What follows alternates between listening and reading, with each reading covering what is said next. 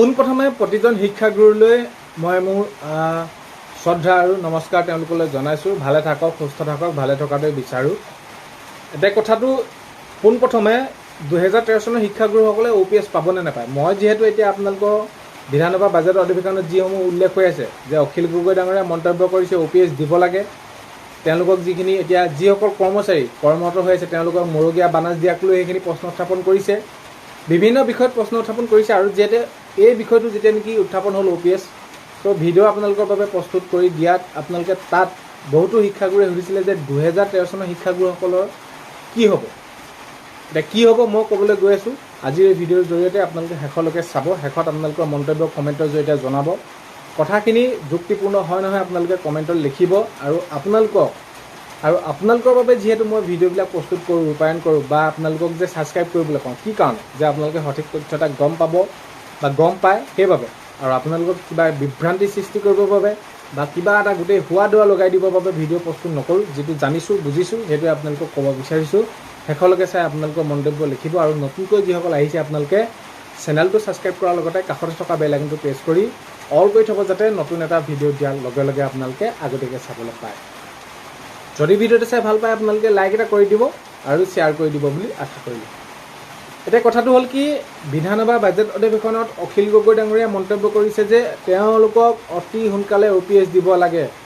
যদি NPS, UPS এইবিলাক হয় তেনেহ'লে সকলোৰে বাবে হ'ব লাগে।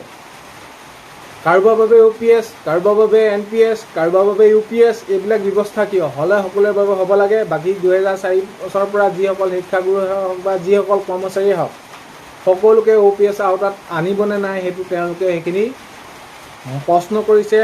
চৰকাৰক প্ৰশ্ন কৰি কৈছে যে কেতিয়ালৈ কাৰ্য কৰিব সেইটোহে লাগে। বাকী ওপৰে যিখিনি কথা ক'ব লাগে সেইখিনি কৈ লাভ নাই। OPS হ'ব নে নহয় সেইটোহে লাগে। তো এইখিনি বিষয় যেতিয়া নেকি উল্লেখ কৰিলে সকলো নিমাত, এই বিষয়ৰ ওপৰত কোনো ধৰণৰ প্ৰশ্ন উত্তৰ দিব পৰা দেখা নগ'ল। বাৰু যি কি নহওক সেইখিনি আমি আহিছোঁ। অখিল গগৈ ডাঙৰীয়াই এইদৰে মন্তব্য কৰিছে। এতিয়া কথাটো হ'ল কি, 2013 চনৰ শিক্ষাগুৰুসকলেতো OPSটো পাবই লাগে।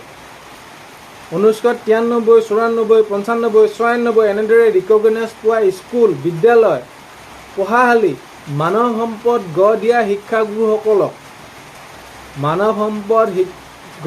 শিক্ষাগুৰুসকলক কি কৰিলে, আজি অৱস্থা আমি যদি চাওঁ পানীত হাঁহ নচৰা অৱস্থা কৰিলে। কোনে কৰিলে এইখিনি বিষয়ে বেছি বহলাই কোৱাৰ প্ৰয়োজন নাই।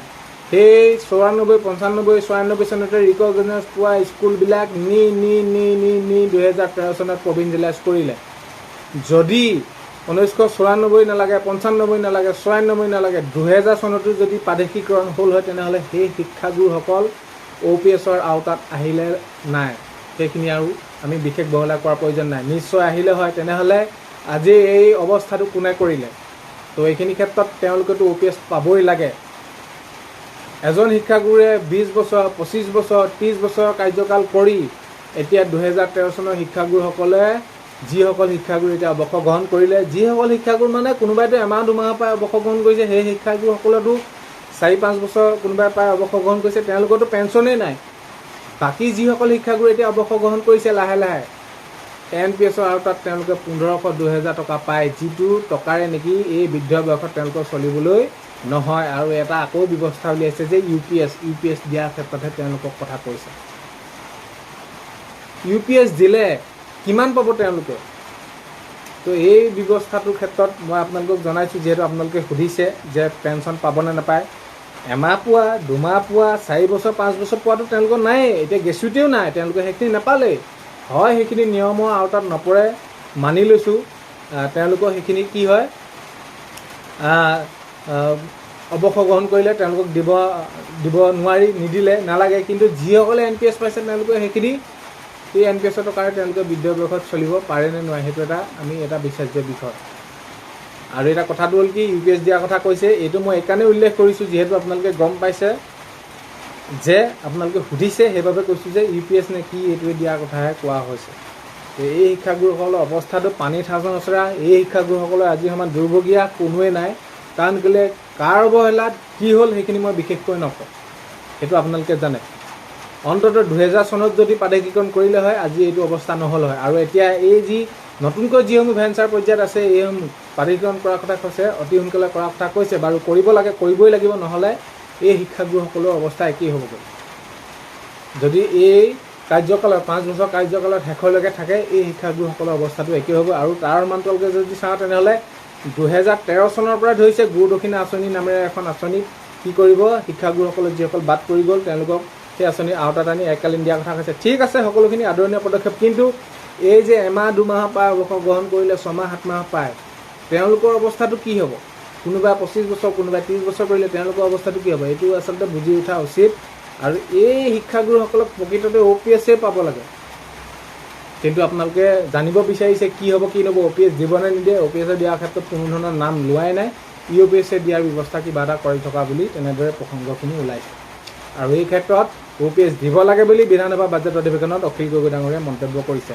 কেৱল এই 13 চনৰ শিক্ষাগুৰুসকলে বুলি নহয়, বাকী 2004 চনৰ পিছত যিসমূহ কৰ্ম আছে সকলোকে OPS দিব লাগে বুলি তেওঁলোকে মন্তব্য কৰিছে।